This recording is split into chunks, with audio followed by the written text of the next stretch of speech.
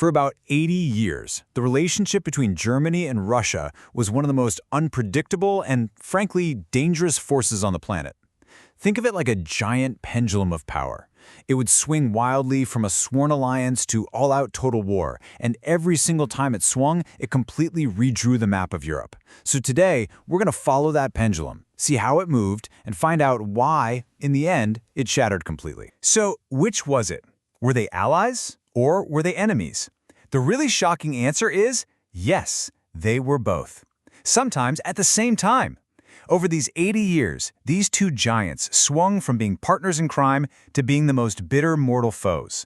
It just goes to show you that in the high-stakes game of geopolitics, today's friend can very, very easily become tomorrow's biggest threat. Okay, so let's set the scene. Our story really kicks off around 1871. Germany has just been unified, and it's this huge new power right in the middle of Europe, making everybody pretty nervous.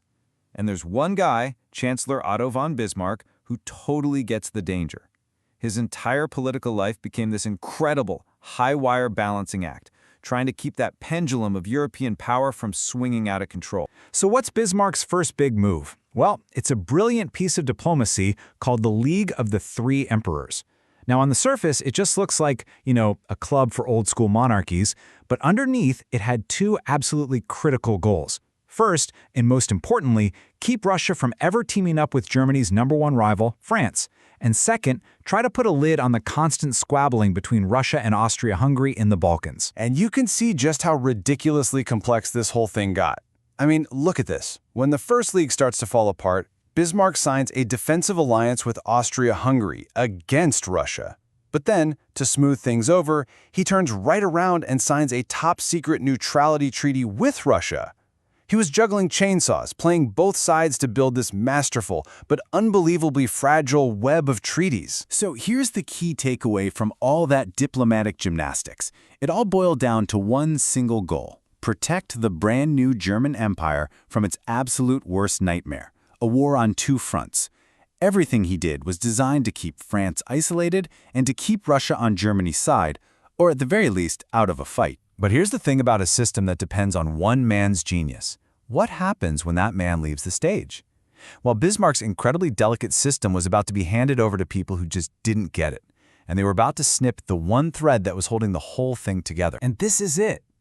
This is the moment. The instant the pendulum was cut loose. In 1890, the new German Kaiser fires Bismarck, and his successors, in a move that is just breathtakingly arrogant, they just let that secret treaty with Russia expire. They just let it go. With that one decision, they managed to unravel Bismarck's entire life's work. And the change in policy was instant and total. Germany just gave up on the balancing act.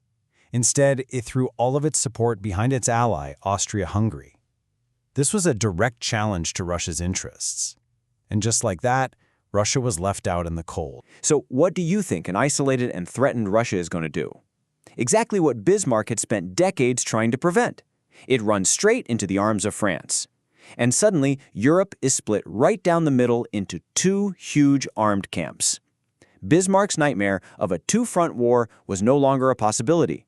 It was now, pretty much, an inevitability. And there you have it. The pendulum had finished its first, truly devastating swing.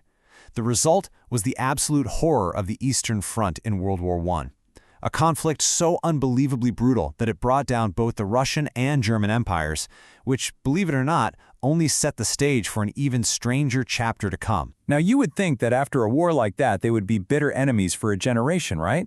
But no.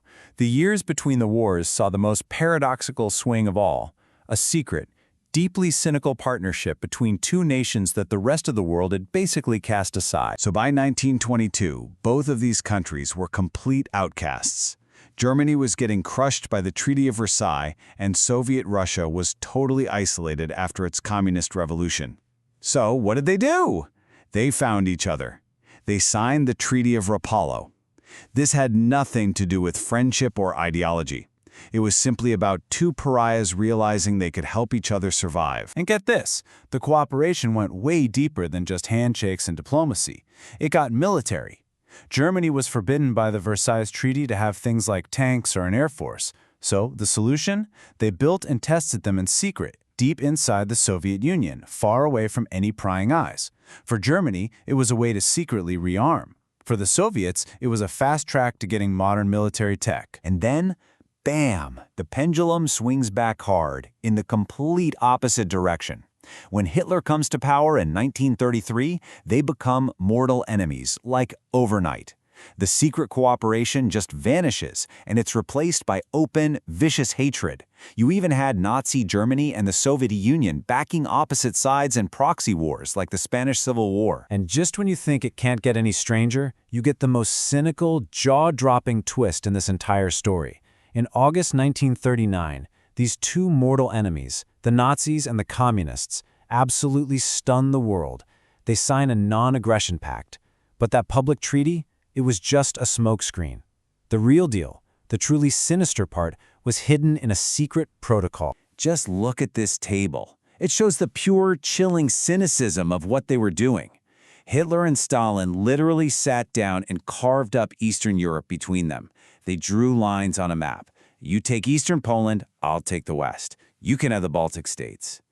This secret deal was the green light Hitler needed to invade Poland just days later because he knew the Soviets wouldn't stop him.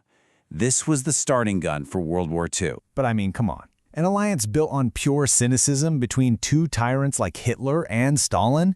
It was never, ever gonna last. And in this final act of our story, the pendulum doesn't just swing back. It shatters into 1,000,000 pieces. Not even 2 years after they signed that pact, Hitler betrayed Stalin. In June of 1941, he unleashed Operation Barbarossa, the single largest land invasion in the history of mankind. The pact was worthless. It was torn to shreds. Just stop and think about that number for a second. Over 4 million soldiers. An invasion force of that size is almost impossible to comprehend. This was not a tactical move anymore. The scale of this betrayal was matched only by the absolute savagery that followed. This had become a war of annihilation. The war on the Eastern Front was one of the deadliest conflicts in all of human history. But it came to a decisive end, with Soviet soldiers raising their red flag over the ruins of the German capital, Berlin. The pendulum had swung to its most extreme, most violent conclusion. And this time, there was no swinging back. The 80-year dance between Germany and Russia was finally over. The pendulum didn't swing back, it shattered. And what was left in the wreckage? A Germany that was broken and divided. A Soviet Union that now occupied half of Europe. This wasn't another swing, it was a new, frozen reality. The Cold War. So, after all that, what does this whole story teach us? Well, it shows what happens when a relationship between great powers is driven purely by pragmatism, by fear, and by opportunity, instead of by any actual trust. It's a really stark reminder that when nations see each other as nothing more than temporary tools or obstacles, the pendulum can swing towards absolute catastrophe with terrifying speed.